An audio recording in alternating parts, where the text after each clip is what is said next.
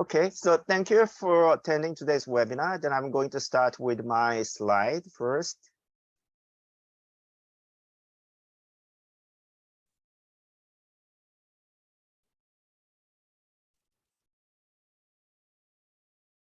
So can you see my slide well? Yes. Okay, so today's agenda. So we are going to discuss several aspects of the investing sustainable metaverse innovations. As you title said, we cover several keywords. So metaverse key building blocks and metaverse innovation ecosystem and metaverse innovation key players and sustainable metaverse innovations and metaverse investing. Especially we have a distinguished keynote speaker, Akina. So he will deliver her experience. I will explain more. And metaverse investing best practice. So I'm going to talk about the Tencent is one of the focus that I looking at it, and they are one of the best practice.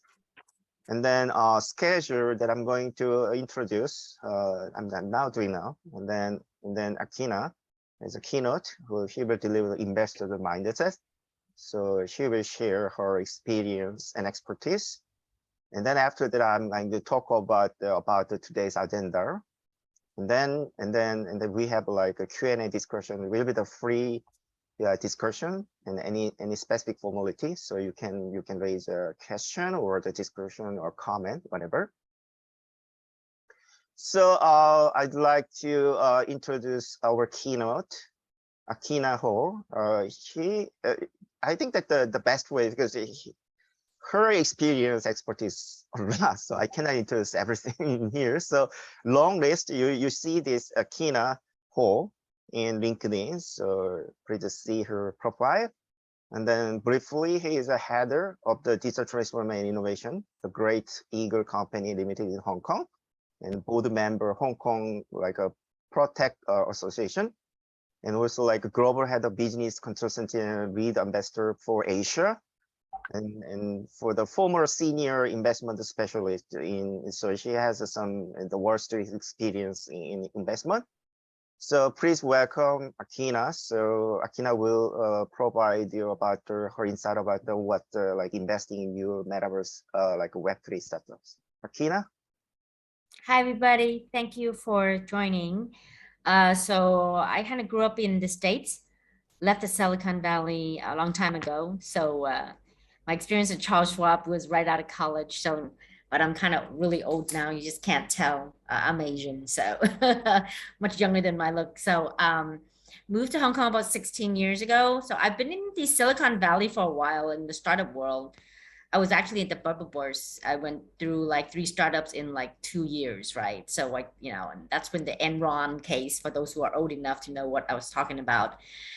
And then like, I was at Home Store where my CFO and CEO and were indicted for embezzling or like, insider trading. Sorry. So I've been through the works, right? And then I kind of moved to Hong Kong and was in the startup world, built software, more of a product management mindset. And then I helped build a unicorn called ThinkLab. It's about 6-7 years ago. Then I joined a real estate company called Great Eagle. You might not know the name Great Eagle, but I'm sure you heard of the Langham Hotel. So we own the Langham Hotel. So I do digital transformation innovation. And as part of the innovation part, I look at a lot of startups and I help them build their investment arm, and the business plan and everything, and help them, recruit one of the best mind in the VC world. His name is James Ang. He's from the Silicon Valley, for those who know. He was part of the Formulation 8 team that invested in Oculus, things like that. I hope I got the name of the fund correctly. So he's with us now, and he's helping us bring in a lot of deep tech. I'm involved in looking at a lot of investment deals that goes through our way. I'm a judge on a lot of hackathons. I participate one for Fifth Wall in Shenzhen, and I looked at it, a lot of startups around Asia, mainly. Some of hackathon I'm on or accelerator I'm on has international exposure. And then I do a little bit with a lot of investors in Hong Kong and the mindsets. And I realized the mindsets of Web2 investors very different from Web 1 investor. I can explain that, and then versus a Web 3 investor. So Web 3 investor is really new, and then I'm not an expert at all in the Web 3 investor kind of deal, right? So, but I kind of fundraise, for a company in Web 3 space, trying to learn what's a different mindset, and then valuations and the way they deal with it. It's a totally new ball game. So hopefully here I can share a bit what we think, how billionaires thinks, especially from Hong Kong, when they invest or when they don't want to invest. And looking forward to just chatting and sharing, and hopefully uh, you know add some value in what you guys all want to do. um Alex, back to you. Oh, okay. Okay, thank you. So we can discuss further, right? Because you can share if there is some question to you. Yes. So, okay, so I will reshare my screen. Okay.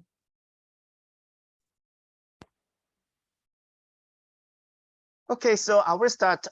We are at the age of the Metaverse elaboration. So I'm called imperative because a lot of people are still doubting about whether the Metaverse vision will be happen or not. But for me, I has 30 years experience in high-tech industry. I saw for the including my like a high level education, like for example, starting from college, I'm through the whole, because I starting from like a mainframe computer, and the rank is like COBOL, and then I learned basic C, Fortran, everything you never heard about, maybe the younger generation. And then I started like my career in 2G mobile communication. Then I was a key person in South Korea, in the South Korean government. And also like I involved a lot of the emerging technology, like you may heard about now. And up to now, recently, I also joined in the like a recent venture in innovation incubating in AI, blockchain, IoT, and big data, the all things that you heard about. And then starting from the early last year, I looking at this metaverse. So based on my experience in 30 years, and we're looking at all kind of the technologies coming out and then die out and successful in the market. So my vision will be that, yeah, metaverse will be real, but the how it will be real will be depending on now. So I started my venture that gather people together to discuss about this how actually build one, because we are just starting. So it's very important stage that how we build in the future. So this is one thing that in the media that for example, Gartner, the predict 25% of people will spend at least 1 hour per day in metaverse by year 2026. You see that 26, now 22. Only 4 years left, right? So you maybe think of, oh, wow, 25%, right? So maybe because Gartner is a kind of like they are the famous in the developing the hypercycle. You may everybody know about in the high tech is a hypercycle, like and then metaverse is on the like climbing this hypercycle, right? So maybe it may be some like exaggerate, but anyway, this is the one indication that the people will be in the metaverse. That means that there should be metaverse, right? So people can join. So this is not much longer time. I mean, it's 10 years later. This is not only 4 years later. So Alex, I'm not sure how's the do you want me to comment based on what you're sharing right now, or do we wait until you present after? Yeah, we can wait until if somebody have a question, you can leave a question in chat. So we will look at it, and I will keep going on for the like the flow of the like because it's like a consistent way to providing something, and then you whenever you have something to have a question or comment, you can leave it in the chat, and then we can look at it later. Yeah. Okay, excellent. And the CD is a financial institution. The metaverse economy as large as 13 trillion by 2030. So they has like a banks is reporting how they evaluate this amount, 13 trillion. So you can think about the industry wise. Whenever you talk about some device like a smartphone, or something like that. The level of the industry is like 1 trillion or something like that, less than, usually the billion in the market size. When you see the trillion is a telecom market, where like a Verizon, the whole people are using telecom service. So you can imagine that like a 13 trillion is a huge industry, is more than telecom. So their expectation, and you see that year 2030, it's less than 10 years, right? So how they build up this huge amount of like a market size, yeah, that's the that's it's up to the me and you, because how we build up this market. And then also like Fortune talk about the will change every day of our life. So even we can work, our avatar will work. I mean, I'm not sure you have you seen the movie named Surrogate? I'm not sure you can look at the like a Surrogate in the like Netflix or in the like movie. The Surrogate is like in the future, your avatar robot will walk. So you will stay at home, but everything is represented by it's a cyber robot, but exactly the same appearance, same thing, and then you control it. Right? So you can see it. But here is a virtual space. So your digital avatar will go to Metaverse and work. Right? Because in the future will be, I might expect, I will show it later that my infographics. I'm in the future. I'm not sure whether it's 2030 or 2040, 50. In the future, we will have our avatars, not just one, maybe digital avatar and robotic avatar, whatever, right? So the purpose, they will be makes us happy. I'm not sure whether we're happy or not. And the metaverse will be the huge billion market for the like a tech development, right? There's a tech platform. And then fourth, talk about like a competition. This is one example. Recently, there was a Metaverse standardization forum, right? Because if you are in the telecom, you are familiar. I'm starting my career in telecom, so the 2G, 3G, 4G means it's a standardization. Standardization means that the power, like competition, right? Because I have experience. I went to the standardization body, like International Telecommunication Union. And then what they're doing is get a lot of the people representing each country together and they propose their technology. They want to build up the standard based on their development. So it's kind of the war, right? It's like a peaceful war, right? Each company, each country want the like make a proposal to the standard, and it accept it. It will be a huge market because every industry should follow the standard, right? So it's a war, and then it started because the Metaverse standard for why it is a war, because it is formed by the Meta, Microsoft, and Nvidia. You may have heard about a lot of the like a Metaverse company, but exclude which you may imagine Apple, exclude which Google. So it's a competition, right? Because it started a war, right? Because and the Google, Apple is not, they are not full, right? Because they will like just look at it. Oh, you do the metaverse standard your own way, and you get the market. So they will prepare, right? So I know about what their strategy looks like because I was in this industry for a long time. But anyways, this is one indication that the standard were. So this means that governing the future platform market just starting. So this is the one that actually that I mentioned that this is important. It will be the future. Okay, so I already shared this one, so you may look at detail, but I'd like to make one all the like a scope of the metaverse in one page. So the key aspect of this is that I drew this one in last summer, and then actually when I built it, actually I talked to my wife. Because here is my wife figure, and then he asked me to exclude something because I didn't pay her the intellectual property to use this figure. So I make this on hot sign, so she allowed me to use.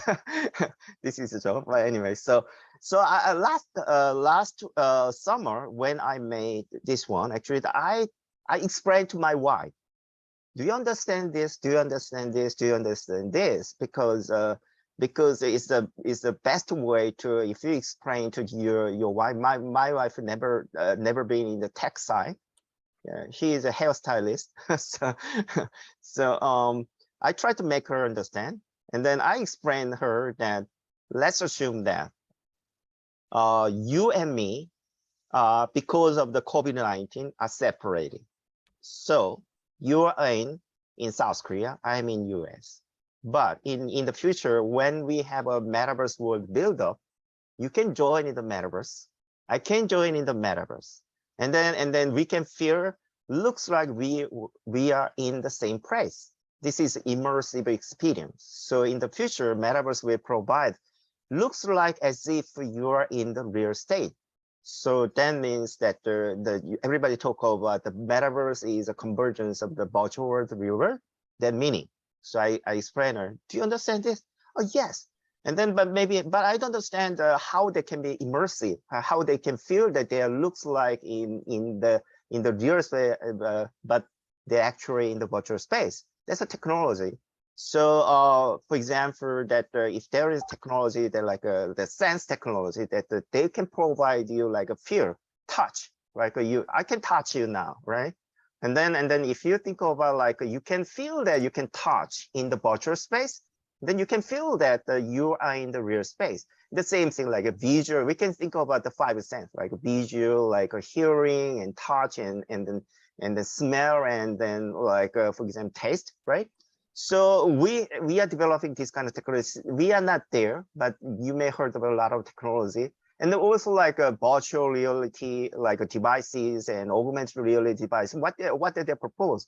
They're providing something that actually they try to do like ask to your brain, that to believe your brain that you are in, looks like in the real space, even if you are in the virtual space, like so you can understand this kind of technology also developing, that you may heard about Oculus or the other like Horizon, and then Horizon Lens, and then other like the device is Magic Leap, whatever, you may heard about it, right? And then talk about why people are now gather together in metaverse. The one thing is a metaverse game, right? Roblox, right? There's a Roblox. So what is the difference with the Roblox in a traditional game? Why they call metaverse? Because of this different experience. So metaverse is very important in the metaverse experience. So metaverse experience that I mentioned, like immersive 3D, and as if you're right there, and then additionally you are contact with other people, communicate with other people as if you are communicating with the real people. But the current trend that a lot of people talk about metaverse, like Roblox, or the Sandbox, Decentraland, you may heard about like a set and buy, the real estate in the virtual space, like they are all focused on virtual space. So all things are virtual and purely virtual, except that you join as avatar, so you are the real entity, so you join. And sometimes like some real life animals, real life building, or the location can be joined in the virtual space. That calls like a real space to like augment your virtual space. So that means that your virtual space is not purely virtual, but augmented by the real space. This is augmented virtuality. This is the one exactly you know before, like augmented reality. What is different? Augmented reality is based on real space, right? It's a real world, space-time material, and then the virtual space joins, so you overlay with. And then what happened that the two things are actually not just overlay, but you can also like a virtual space and real space can interact. So you can like a crossover like virtual space and real space. We call mixed reality. So you may have heard about virtual reality and then augmented reality and augmented virtuality. You can think about how actually the virtual space and real space combine, right? So which one is dominate and which one is augment factor, right? But easy to understand, right? And there is the one typical like a metaverse that we call digital twin space. This is a complete mirroring. So for example, the twin means the mirroring. You have a physical twin and digital twin. How they can be a virtual twin? the thing is actually the digital twin is a physical representation, like a digital representation of physical entity. So physical entity means it can be your shape, like a building structure or the process, people, everything. So the way actually the representing is a technology, you can do it. And then how they can be reflected each other, mirroring, they should be connected, right? So connected by the real time. So one side changed, the other side no. And then one side have something happen, the other side no, and then they synchronize, right? So mirroring. That this is a technology we call like some example is Internet of Thing. So the physical entity to like look at the surrounding, and then get the data, and also like inside, like for example, like sensors to monitoring your like heart rate, whatever that the wearable device the monitoring, and then get a data, and then share this data with a virtual entity, right? So they can be data flow in the real time. So, but they are the mirroring. So this is one of the, and then more like a convergence, and then we are not sure what happened, but as the movie you have seen in the like Matrix, Ready Player One, that the real space and virtual space will be combined together completely. I'm not sure when, but what happened, like in the Matrix, the guy actually, whenever he wake up, he could not figure out whether he is in the real space or virtual space, right? So this is one thing that we can think about it. To make this happen, we need to consider a lot of the technology innovation. So you can, I will talk about really technology, and then AI, blockchain, IoT, and then all kind of the network technology. And then recently we talk about the Web3. Web3 is like a decentralized web. So we need a decentralization, and then Metaverse building block engines or something like that. So this is like one of the like plain picture that the whole thing that what is happening in the Metaverse and what is doing now and will happen in the future. So you can think about this visionary, and then it is like the stream of the like what will happen in the future, but the fundamental thing is that virtual world and real world will be combined, right? Is the different way, right?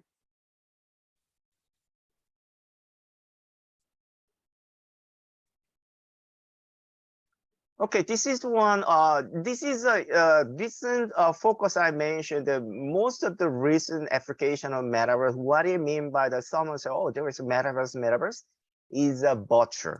Is a dominate by the virtual, plus augment by the real. So virtual, like augmented virtuality, is a current like a trend and dominate. So I just provide a few, but you will have more. So in the fashion, you may hear about like a metaverse, like a fashion shop, and then like Ralph Lauren and the Nike, and Nike shoes and something like that. So in the they build up in the shopping center or their showroom in the like for example automotive. And also like augmented reality is in IKEA, you may have heard about the like augmented reality. You can overlay with your like physical space with like what kind of digital furniture will fit into your home or looks like that.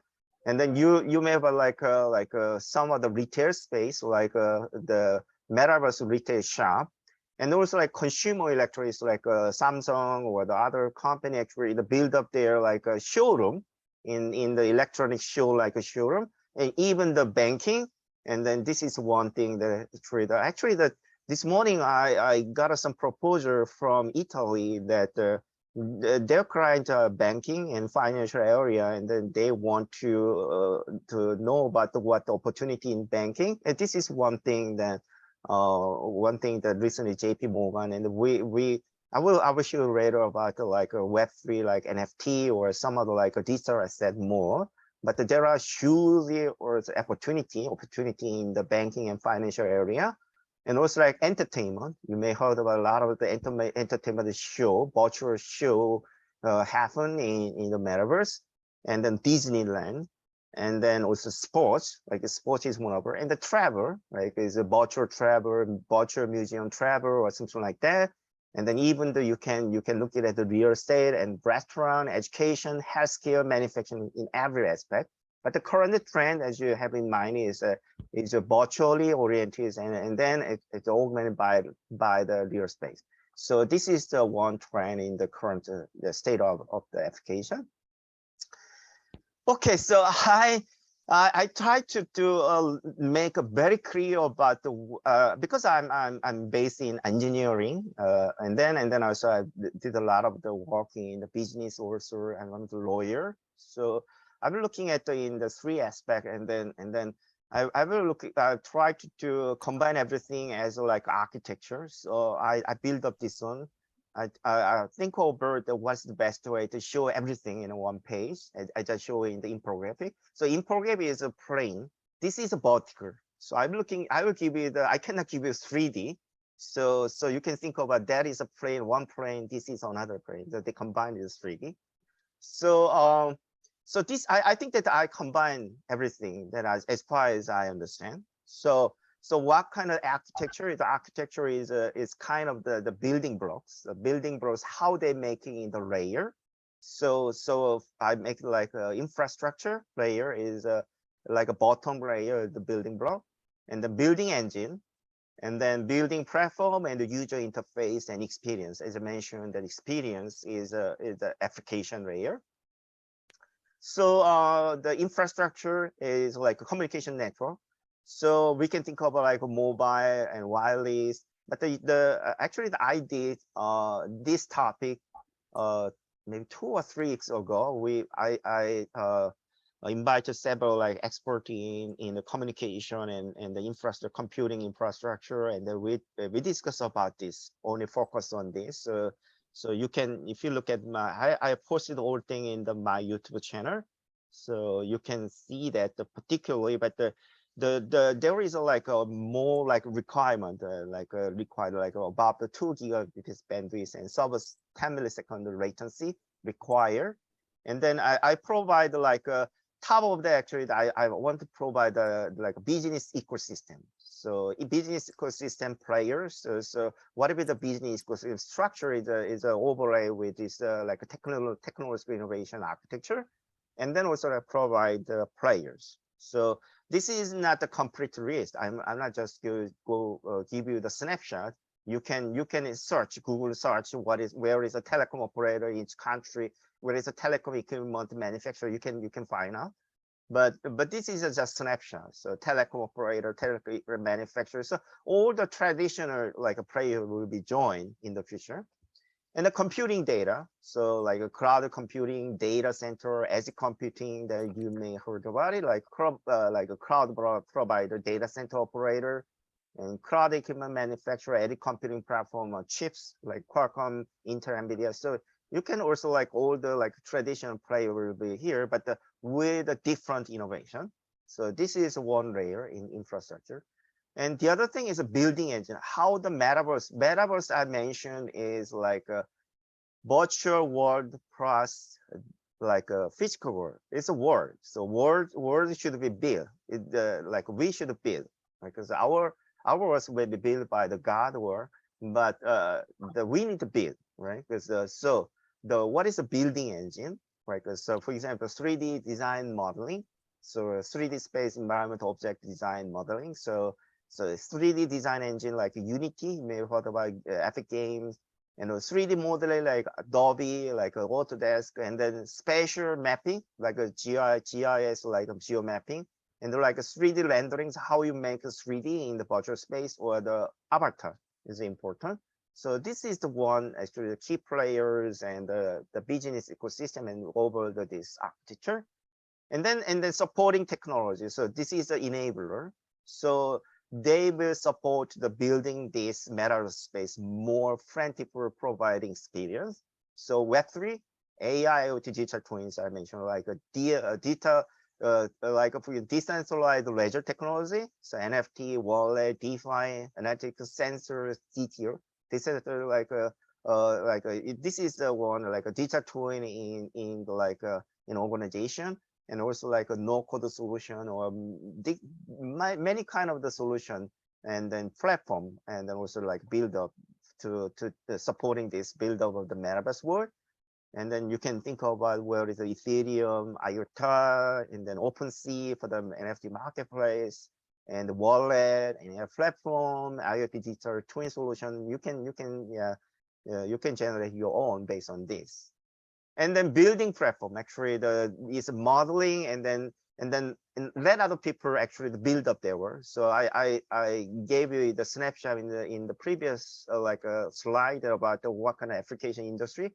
There's some industry here, they build their own metaverse, right? But many of them actually build up over this platform. So the building platform means that like a centralized platform is a Roblox, a Geppetto, or the Fortnite Horizon, or you can think about the decentralized platform with the sandbox digital special. So they provide a platform that the other party will be built up based on this platform. And then gateway, actually, that we need to interact, like people, other objects should be interact with the metaverse. So user interface is a gateway. So human interface, physical virtual access, or something like that. So about the XR device, like XR means the AR, VR, MR, or whatever they include in the reality technology. And then over the touch sense, I already mentioned it, and brain computer interface and holographics. So you can include here, right? I just give you the like one representation. And then finally, we have a like experience, and then this is not the end user experience. This is the one actually they also like providing solution to make you easier to developing your own experience based on this one. So for event like Vivella, you may I also have an experience join in this kind of meeting in the metaverse, and then you avatar join, and there are many like experience platform and in the event. And the work office, Meta Horizon, you may hear about like Mark Zuckerberg provide the demonstration, and also retail. So how you convert everyday your like marketing to like virtual space, how can make like your object in the 3D in the it's something like. And then like a fashion is one of the big area, how you make a show in your pack the fashion like a product into the metaverse object or something like that. And game, yeah, definitely is a big. And then entertain, music, and even the factory, and then tourism, hospitality, healthcare, education, and go. So in the architecture, yeah, everybody like ask about me that because this is coined by a lot of people just say that, oh, metaverse is the next internet. You may have heard about that. And why is the next internet? Nobody explained. Right? So based on my understanding, I try to explain like in the technical term. So this is the next internet. So you see that internet means that you have a front end and back end. Like a front end is your website, right? Because you can see the mostly 2D. Then you can create it, you can explore it. You may just think about like a visualize, like how you use your web. In the backside, actually, there is like a servers and data stores and computing network, whatever, right? This is a tool like the current internet, right? What is different is 3D internet. Usually the metaverse as the next internet. This will give you the 3D world. 3D, you can think about 3D website. So you join the 3D world, not 2D world. And then front end, what you see, the special web. Special means it is the 3D web.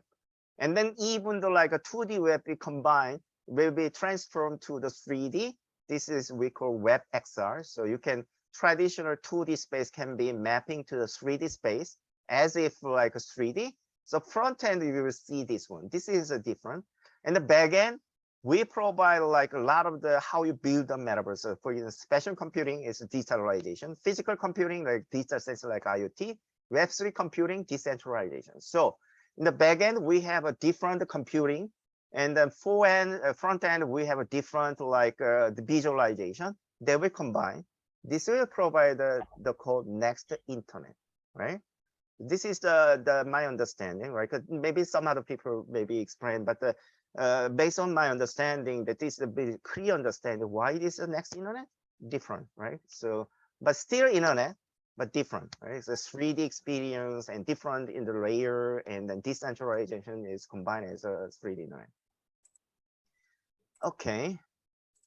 This is one thing that because I give you the like something that why they exclude like Apple and Google, right? Because you may know that Google is one of the pioneer in the Google Glass. Somebody I also like experienced like quite a long time ago.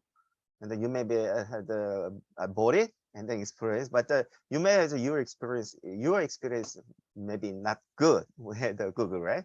And then also like there are a lot of the rumor that Apple will produce their Apple Glass, and then this is one way to actually a lot of people actually recently there was like some expectation that because there was a board meeting, and then Apple CEO mentioned that we will discuss about this one, but unfortunately they never expressed something in the recent they're like the customer like meeting. So everybody expected that they were preparing something, but will be in next year. So fortunately, I'm also a patent attorney. I mentioned that I'm a New York State attorney. I was a patent attorney. So I also develop a lot of patent, and I recently I work with my client about developing new type of the metaverse experience patent application. I provide advice, and then we recently I filed it. But also like I have a lot of experience in looking at the like existing pattern, and then looking at the inside of the what will be the future like their product, their features. So this is one that I'm looking at the like Apple's patents related to like smart glass, and then you can see there what they will be coming out. So this is a glass design wise, and the modular type, and the display is a 3D. And then they based on Akina, like they will looking at your Akina, and then they will give you like a dynamic focusing technology, and an adaptive display, and then eye tracking, and also like they will provide a mixed reality. And then particularly they focus more in 3D real space. So what you can see the like why the like for example the metaverse standardization like organization that I mentioned, they why they don't want to like they actually I'm not sure whether they are excluded or not. Maybe the Apple don't want to join. Why? Because their strategy is different, because they don't want to like dominate by the Meta or Microsoft, their competitor, right? But their fundamental technology is based on real space. They have a very, very competitive advantage in designing in the actual space product. And then you may know about their like iPhone. They have already embedding augmented reality app inside, and then they can measure your surrounding. Like you may LiDAR technology, you may heard about it, because the LiDAR technology is used in the like automotive like a driving car, like for example like a Tesla, like autonomous driving car is like they use like a measure the surrounding and the mappings in the 3D map. So the Apple iPhone already have that kind of technology. So they're looking at the different market, right? Because so they think about that based on this core competency, and they're looking at this metaverse market. And then I think that the why Meta choose more focus on like Horizon World, more focus on virtual, because of their business model, because their business is for the like social networking, and then based on advertise or something like that, right? But Apple is not based on their like money flows through the advertisement, right? Because they are selling their product, right? It's a different, yeah, it's a like business strategy. So they are more focused on what? Real space. So they will focus on augmented reality, and then they will be like based on I mentioned that through the mixed reality. So they won't focus on virtual reality, real space, real augmented reality, and they're providing like a device. And then based on actually they want to include more in the like a virtual space. So initially they want to be like not like follow the like something happening like Meta or Microsoft driving market. They want to build up their own ecosystem, right? So that's why they want to differentiate. Even they think about the metaverse. A lot of people say meta whether it's Apple is interested in metaverse. Yes, they are preparing. Why? One of the reason, because I have like more than 50 like key engineers have a LinkedIn connection, and then I whenever I invited as their title is nothing to do with the metaverse, they join my webinar, and then they express their interest. And then their title is like AI engineer, the what of the like UI engineer, whatever different title. They never use a metaverse like Meta. You will see a lot of people guy in LinkedIn profile, they have like a meta reality, whatever, but they don't use metaverse terminology. but they are now preparing in a different way. But it'll be much significant because there are a lot of the people are expecting who will be the influencing the customer. So actually, this is one thing that we think about, like for example, this kind of emerging technologies. That what should be the like migration of the market, and then we can think about like it's a B2B starting from B2B and B2BC and B2C or something like that. But if Apple join is a metaverse and then they're driving their own metaverse, and I mentioned that a lot of people are 90% now, even the experts say the metaverse is a virtual space, right? I don't agree that. I show you why, because it's a combination in the which one is way, and depending on the business model and market, and you can move way. But my focus is that because who will drive the consumer market, B2C, will be Apple. This is my expectation. Will be, but it's a matter is something like the former Facebook is in between, right? Because they target like Metaverse Horizon World for the like a virtual office, right? Because you can join. It's kind of B2B or B2BC or something like that, right? But you can see that which one is a very clear strategy in here. I'm not sure about in the future, but the Apple, right? So this is one why people think about the when they will join in the metaverse, right? They will maybe not use metaverse because they don't want to be like following Meta or the Microsoft, but maybe they will think about what would be the best way to driving this market. Okay, so this is one other one that I like developing this one feature to explain everything, but because I will show you later about the current focus in the investing in the metaverse innovation, and mostly focus on Web3 and NFT, right? So I will show you who is a player in this space. This is one way actually in the future we will build up the metaverse economic system. And then you will see that, for example, that you have I already explained your virtual like automotive showroom. You join and you look at it, and then your agent will be also avatar, and then you can try it, and then you can see that, and then everything you can explain like experience, and then you finally decide to buy it, and then you pay by the like for example the cryptocurrency or something like that in the virtual space, and you will get the proof of your ownership of this car by the NFT. And then you own it, and then we call like decentralized financing, so you can finance as if you're in the real life. And then what you have in the real space, usually recently there is a term of physical. You maybe heard about it, a physical digital combination. So this is one thing that actually the combining with like physical world, because the digital too is a real.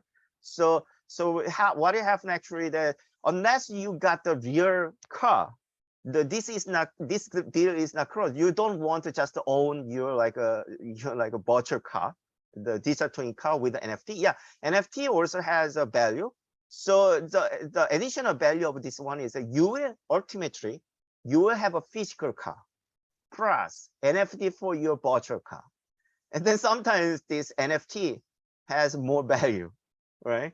This is one example that why you buy the NFT in the like Nike shoes, because whenever you buy the physical Nike shoes, they also provide a virtual virtual Nike shoes NFT.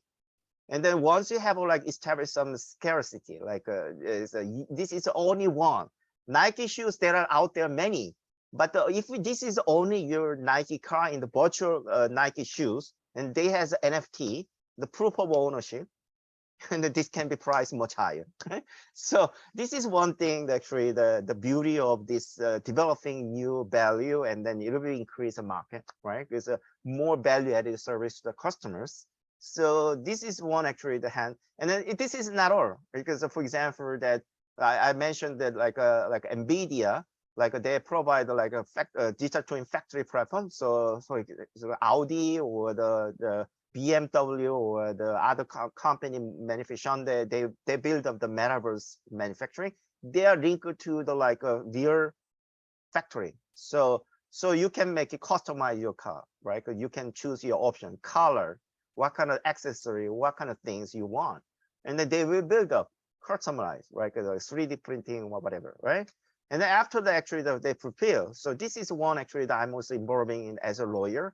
How is actually the virtual space right will be transferred to the real space, whether they can be effective, because you know that if you have technology, actually I mentioned about you have a contract in here. What you're doing, smart contract, you made about the blockchain, right? Because NFT you issue it, and then whenever they have it, is a contract algorithm, right? The algorithm contract. But there isn't any like a case. For example, I'm a New York State attorney, so United States is a case by law. So we don't have any conflict about that. But we will be in a certain time that actually there's some dispute to happen, that what is the like a scope of this kind of contract, like of obligation bounding through this smart contract will be the another issue. Lawyers will like it. I'm a lawyer, but educated lawyer, but I'm not practicing law. But I understand this one too, for innovate or everything to this one. So this is one thing. And then what you have in the like a title in the virtual will be transferred to the real space, like exactly like the same title. And then whether you guarantee that they will deliver to your home. This is you need to think about it. And how to realize you get the money through the cryptocurrency, how you can change the fiat currency. And then I said the CBDC or whatever the concept is show up. Okay, so 10 minutes left. I almost there. Okay, so why I talk about sustainable in front of the sustainable innovation? Yeah, I'm also because I talked with Akina, that she also joined yesterday. We have 3 hours big discussion about this one, because I also like expertise in ESS also. Why? Because this is also we need to think about, because this is also our future. For example, for example, UN SDG, the Sustainable Development Goal is 17 the pillars that they consider how we unanimously develop our future more better, right? Economically, people consider people and the planet, society, everywhere. And then also you may have heard about the climate change, right? Because the like greenhouse gas, the warming, right? Because recently there was a lot of the warning about what will happen when our temperature is raised above the some we call a 1.5 critical temperature above the before the industrial age, and then we will for example the North Pole will be melted down, and our sea level will be higher than the Empire State Building in the sea or something. You may have heard about a lot of the disasters and something like this. So we care about it, and a lot of the company announced that they want to keep this decreasing carbon, and that they want to net zero by certain time or something like that. And there was there are a lot of the global community the Davos and European Commission, and even recently in United States, and then the government level regulation, they want to join together. And in the economically, that even the United States, we have a $1.2 trillion infrastructure bill. And then also there are a lot of the fund is for example, the 1/3 of world global investing fund is allocated in ESG sustainability. And then there are a lot of the recently in the business side that they want to be this ESG sustainability business strategy as implementing is everyday business practice or something like that. And then a lot of the company, if you look at for example, this is the one the Apple's the company side, and then the people companies are proposed that whenever they see propose a mission strategy or something like that they provide in their website, the previous mission was for the shareholder investor. Right now is a stakeholder. Stakeholder means that not just for the shareholder, but everyone that relate in the society, in the company, and the people, and the nation. So they care about every stakeholders. It's we call stakeholder capitalism. So it's a differentiate from the capitalism. So this is one thing that I care. So why I care about the sustainability for the metaverse? Because it is starting now, and we build a new world, right? We didn't build up our earth, right? God built up, but we use it, and we ruin, right? So what you have, maybe not me, because I'm still enough old, but my daughters, my younger generation will have a problem if we keep going on this. So we need to take care of this sustainability. So I also had a part of this. I'm gonna try to contribute based on my experience, especially in technology. So this we need to consider, and then we need to build up the better, sustainable. And then actually also like next week, I will have like another webinar. It's a responsible and sustainable metaverse building. I will give you the like invitation, but this one is topic that we need to build up. And then for the investing, if you want to investing in the metaverse build, I recommend that why not build like investing more in sustainable metaverse building. So this is one I suggested this one. So why we consider the metaverse as the part of the sustainability? You can think about you may heard about like a metaverse is based on what, right? Because for example, Web3, digital technology, and also like the blockchain technology, and then you may heard about a lot of the like mention of the Bitcoin, right? The Bitcoin mining, right? They consume a lot of the electricity and generate a lot of the carbon, right? So this is the one thing that we should cover here is something that how many actually the NFT I talk about the NFT like you whenever you have a NFT we call minting, because minting means that in the behind what happened is that like you have like a protocol. So actually they have like the protocol will be like have some kind of information like the for example where is like original NFT data, or the what is like a date, or the what the ownership or something like that. And the few of them will be included in the block, right? And then once you build a block, and then you send it to the platform, for example, Ethereum, usually Ethereum, and then they ask you to like make this as like official, means that it will be recorded in the ledger, right? And then the process is you know that the like Ethereum or the Bitcoin is we call like open architecture. They're the like open blockchain, public blockchain. So actually the like the everybody can join. So there is no control guide. So the way actually protecting the like some hackers or other like malicious effect will be excluded is a consensus. And the consensus mechanism we know about is a proof of work. You may have heard about it. Alex, Oh, Alex, sorry, please sorry ask to it interrupt later. you. Oh, what's the problem with the presentation? Yeah, sorry to interrupt you. There is just, I'm aware that we have like 4 minutes left. I don't know if others would be open to stay maybe a couple other 5 minutes so we get 10, because there are No, some because questions my in the presentation will thread. be end in 4 minutes, no problem. Okay. But we will Yeah, have a but so discussion Akina after could this. give some insights. Like I do care about listening to her a bit, if that's possible. Yeah. We you know that the this time set like up to the like in 4 minutes. I'll finish my presentation. After we have a 3 minute, the 30 minute to free discussion, right? So you can leave whatever that you have in mind in the chat, and then we will consider for 30 minutes, right? Okay. Okay. So and then metaverse for example, I mentioned like here is like they can like a lot of the effect, like impact of the like for example the international diversity, equality, inclusion. So they can like a negative effect of the like for the environment. Also like they can like for example they can also contribute to like less consumed resources or whatever.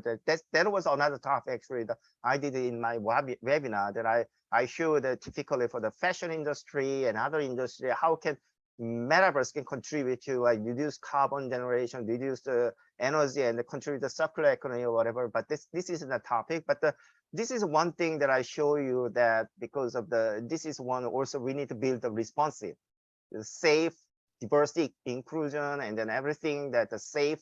And then you may heard about the sexual harassment in the metaverse and things like that. So this all include that we need to build up this metaverse sustainable and responsive. And then if you want to invest and then you want to innovate, then we need to consider at the start. This is the one that I want to give you snapshot. And then this one, I don't want to give you the whole explanation because there are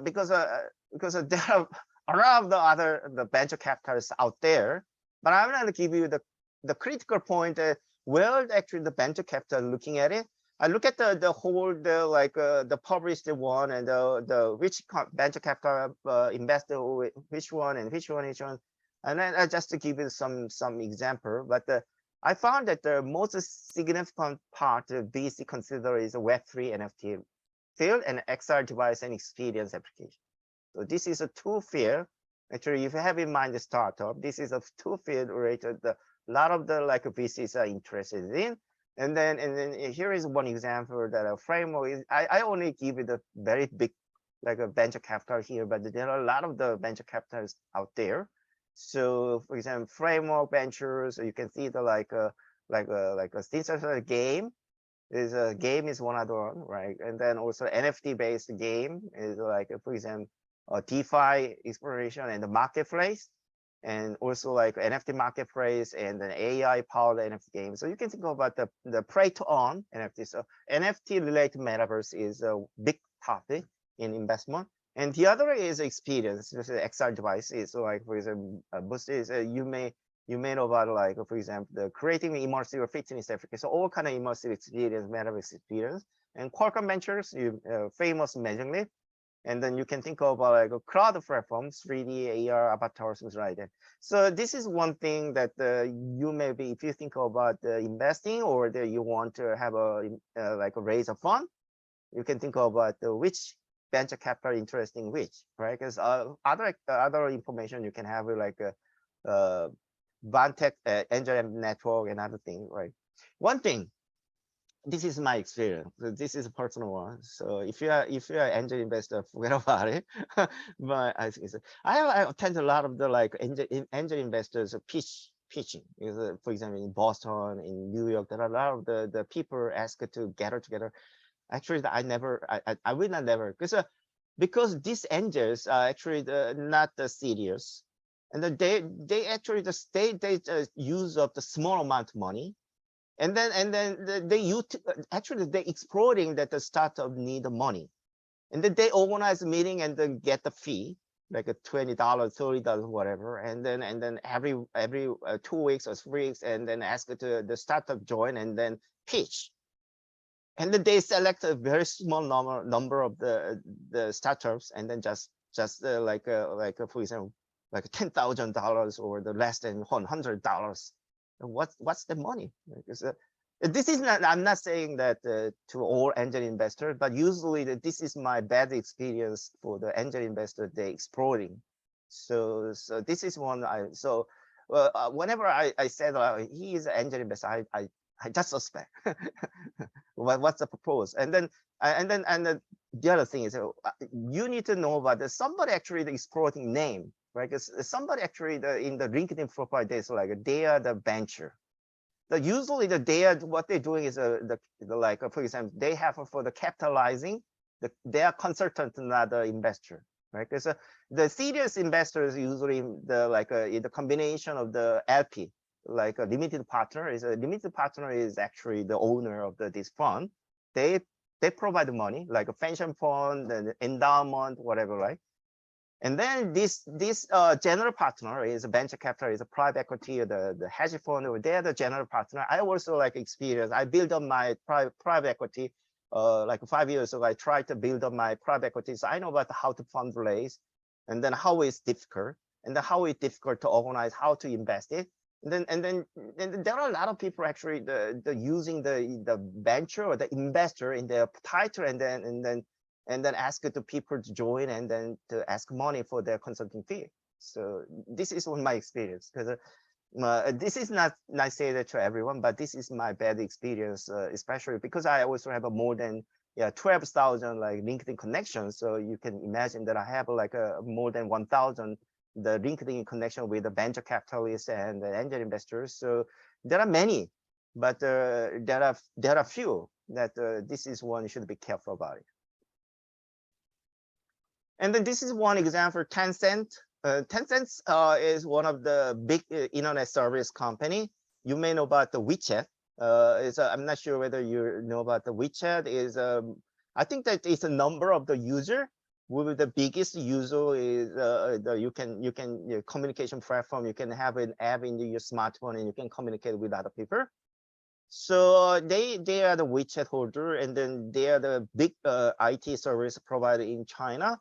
And then I just summarize what their strategy is. They invest in the diverse metaverse portfolio and persistent investment and forming collaborative ecosystem, investing in platform and content, investing in metaverse business. Because I'm going to share this recording so you can get it carefully where they invest and what kind of their strategies like that. Okay, so I passed 4 minutes more. So I'm done.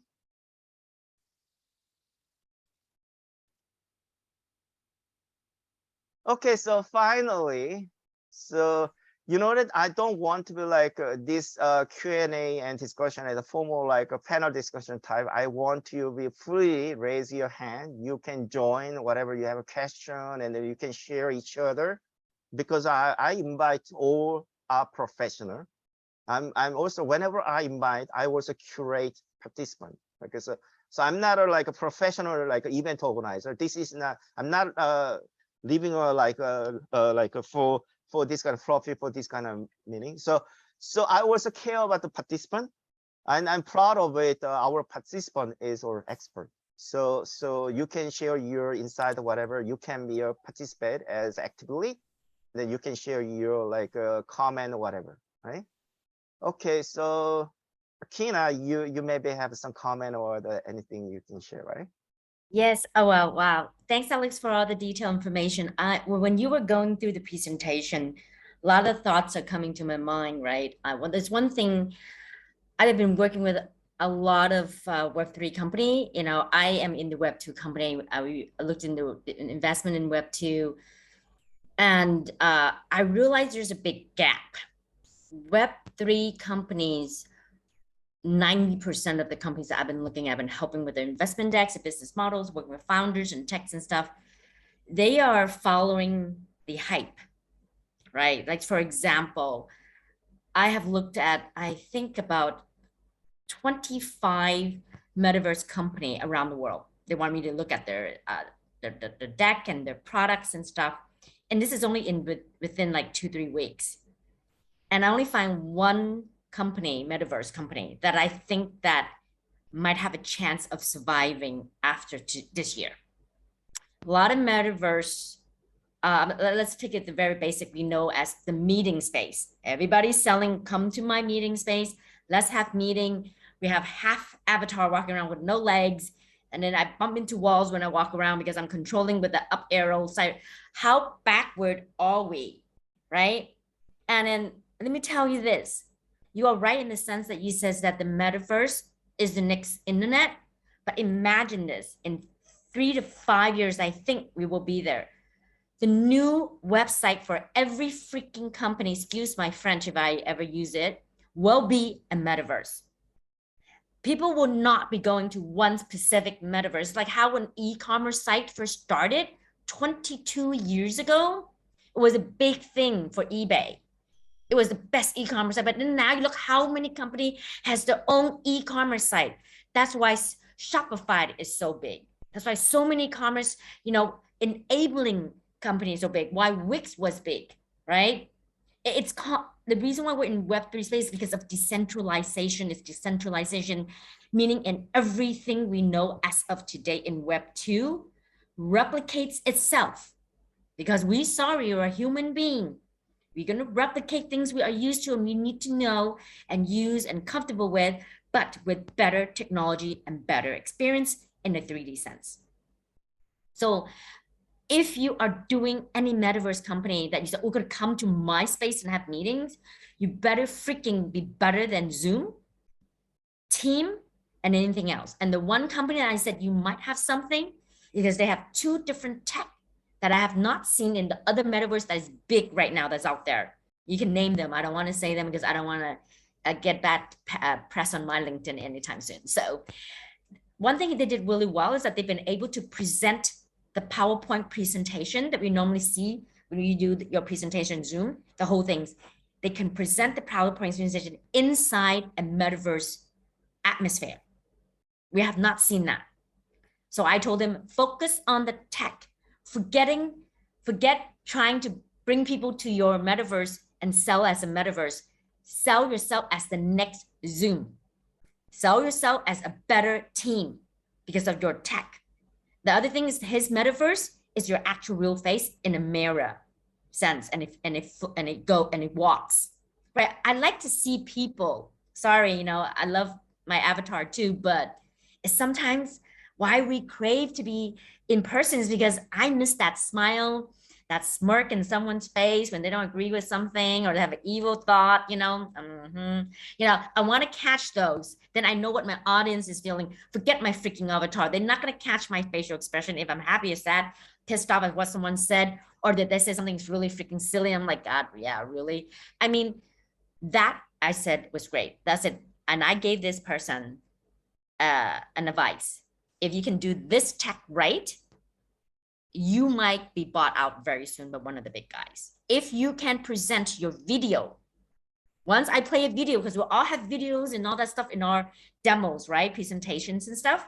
We play the video how we are used to in the 2D. If you can play your video and change the whole metaverse, immerse it as the metaverse, the video you try and play, then you have something.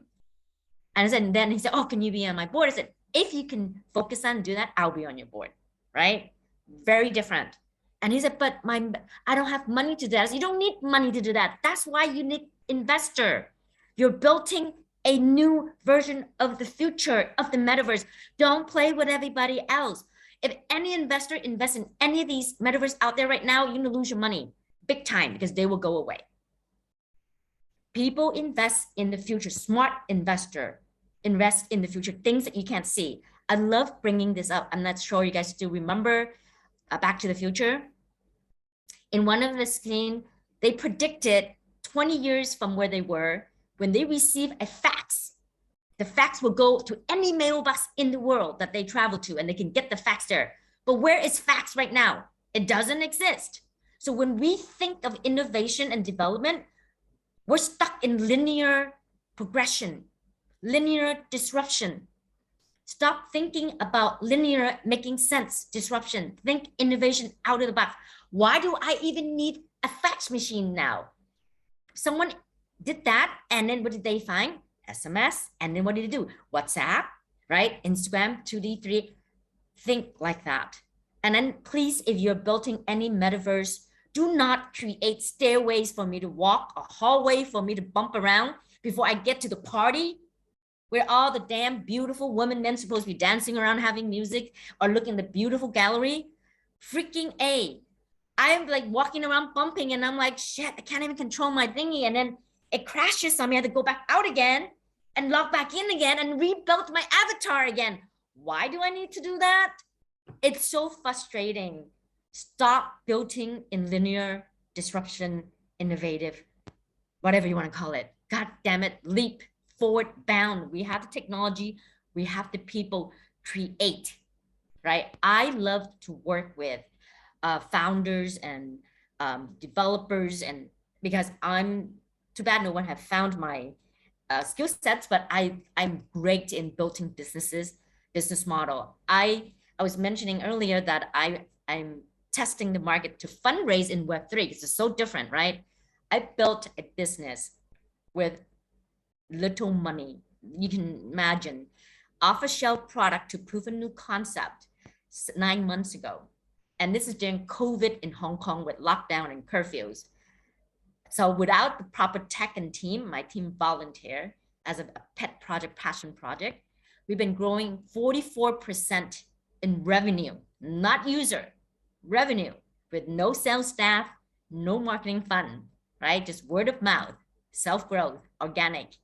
And then people still don't get what I'm building. And it's frustrating, right? But now I understand how founders really feel, because you just need that one lucky, like investor that believes in you if you have a great product, right? Either you have great tech or you're a great business model. So I built the business model before the tech because I need the money to build the tech because I didn't have money, remember? So it's like a lot of startups, they built the tech and they said, give me money to prove you the business model. There is a new way now in Web3, okay? That's why we allow creator and individual person, people to build the business, because we allow you to build the business model before we give you money to build the tech, to scale, to be global, and to pivot. Another thing to remember, Facebook Airbnb, Google, and everybody where they are as of today, when they first started 20 years ago or 10, 15 years ago, they did not envision that they will be what it is today. I am sure Amazon did not think that they're going to be doing, web hosting and all that stuff when they start selling books online, right? I'm sure Google did not think that they will own Whole Food and Amazon Prime and all that other like Google stuff. Sorry, mixing the companies, they're so big, right? When they start, what to do, search. So don't limit yourself. That's the wonderful space about technology. You can pivot, you can move, and that's another great thing about investor, right? They allow you to pivot and build and continue. I hope investor is not afraid in this crypto winter, right? I'm going to be writing an article soon about what I feel about the crypto winter and what I think are the lesson learned, and then what we should be doing. But that's just my humble 2 cents. But I'm very passionate. I'm really pissed off. You have no idea. I think you guys can tell of like how companies are not really serious of what they're building in this world, regardless you're Web 2 or Web 3, and just following the trend. I said, why are you doing NFT? I want to track how much like the wine costs and who bought the wine for 4,000 Hong Kong dollar wine. Why would I care who bought the damn $4,000 wine? Well, maybe it's 20,000. I don't care who bought that $20,000 wine. Oh, okay. And then another one was like, I laughed. We want to do selling NFT to sell tickets. You can't sell tickets online now. Well, we can, but it'll be great if you have a ticket stub. I can't say that ticket stub online now.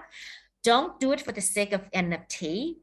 Add value to that NFT. What we're doing right now with NFT, I think is so limited, right? There's just so much, and I know it's just beginning. It's fine. If you want to do it and you can make money in the next 1 year, 2 years, great. Kudos to you. But will it last in the future? I don't think so. Let's really build on one of the use cases I've loved a lot. It's really creative. You guys might not like it in a decentral land. I mean, sorry, decentral platform, didn't mean them. It's the idea that if someone steals your money and hack, right? Now a law firm, a lawyer can actually, send an NFT to your account. And then and if you open it, it's almost like a subpoena in the US, right? Open it, they have rights to seize your account and then lock in the amount that you stole from another account and take it back, right? So that's, to me, is the best NFT ever. Like imagine someone steal your little NFT, Pokemon or whatever they sell, and they found it, they track it because they can track it, which account took it, and then you can hire a lawyer and they can go and grab it and take it back. Isn't that great? But that's kind of like, defeating the purpose of being decentralized. But I think things like that protects us and continue to build and invest in this space, I think are great innovation. I give kudos to that law firm that actually did that. There's so much more, right? And for investor, I know that this is an investor seminar, so I want to add a little bit about mindset. So I've been helping a lot of tycoons and billionaires invest in Web 2 investment. Even for them, it's very hard because they're so used to investing in stocks. They have, GP to go to, they have annual report, they have ROI, and they can calculate and they're making money or not. But when they want to invest in Web 2, still as of today, they still don't understand why Facebook is worth so much money 20 years ago or now, why, Airbnb or any other company is worth what it is, and why are startups like Alibaba was worth like billions of dollars, when they're not profitable, right? So imagine them investing in Web3 space, where some investments it's based on token and not equity. Now that is a whole totally different, that is a new field for me too. Like what does tokenization investment is like for Web3 companies? And I think a lot of Web3 companies still fundraise on the Web2 concept because not a lot of people know how to invest or fundraise in tokens. And I think, correct me if I'm wrong, that the people who know how are not sharing, okay, is because they want to keep it to themselves.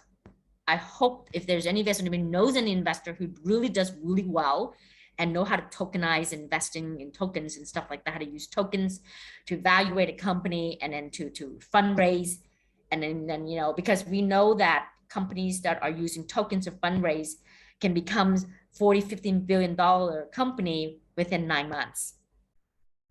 We never heard of such thing in Web 1 or Web 2 companies at all, right? So it's a different types of investment. I don't know it. I'm want to learn for it. I'm trying to look for it. I found a few people I can tap into, but it's not something that people can teach you over a few hours, right? You have to be part of it and go through it. And the mindset is very different. And there is a lot of trust issues for investors, traditional investors who are getting used to invest in Web 2. I'm not talking about VCs been doing that their lives, right? And a lot of VCs are not very sharing because that is their, how I said, their secret sauce of making what the fund is so different from others, right? It's really hard for people to share why they invest in certain company. They would share in general. But for a lot of like private investors or like, you know, tycoons or family office and stuff like that, it's still a big gap in understanding why they need to give such high valuation for startups, right? And then they think that when they invest in a company, they want controlling shares. And there's one thing I got to tell you guys. Investors who are not technical, who has no strategic value or tech support or any strategic business should never take controlling share of any startup. Never. Because that startup will die, suffocate, dead in its crib before it even can walk. So don't ever give up your rights, you know, to your company, you know, at all to anyone. If any investor asks that, that is the wrong investor. They don't understand you, right? If an investor wants to take controlling rights, tell them to buy the freaking thing off you, right? And then hire you and then give you stock option back as part of the plan, and you help them continue. If they don't want to do something like that, then that is a very big red alert that you should never bring that investor in, because you will get lost and you will get sidetracked. That's my experience, and it's horrible, right? And sometimes you need to walk away when you say, you know what, this is what my company is and this is what they want. You know, I need to move to another type of investor, right? So I think in general, that's what I want to talk about.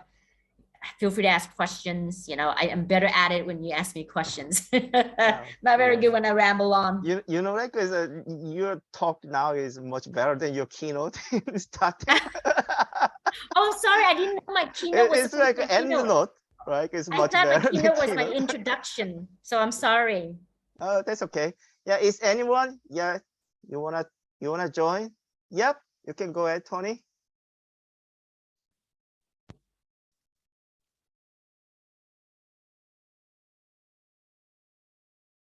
Please unmute. You're on mute, Tony. Yep, thank you. I had to get it off. Thank you very much. You know, I talk a lot about standardization.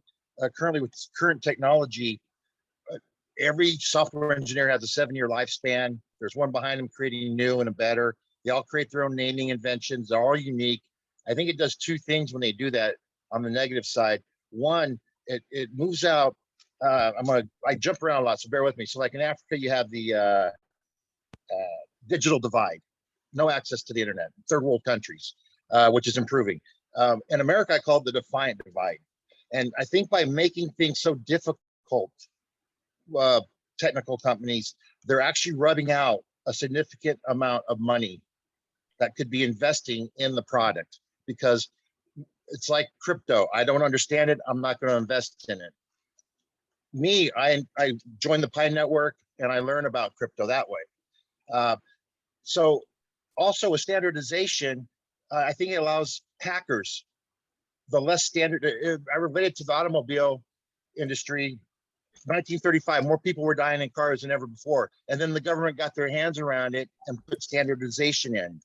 And I think that's what we're going through right now with Web3 almost, because I believe the more you create, the more avenues, like working from home. We're giving more people, the hackers, more ability to get into the company structure, infrastructure. So the simplicity, I think, is really important. What you touched on, not bumping into hallways. People think they're so smart, huh? Let's make a hallway here. Let's make them get lost on the way to the store. Like That's why you have the corner store, location, location, location. And it's great on the metaverse that you bring up. And security wise, how much more secure would this be is one question than Web 2 and 5G, for instance, with that interface. And then also from a consumer aspect, how much is the hardware going to cost me?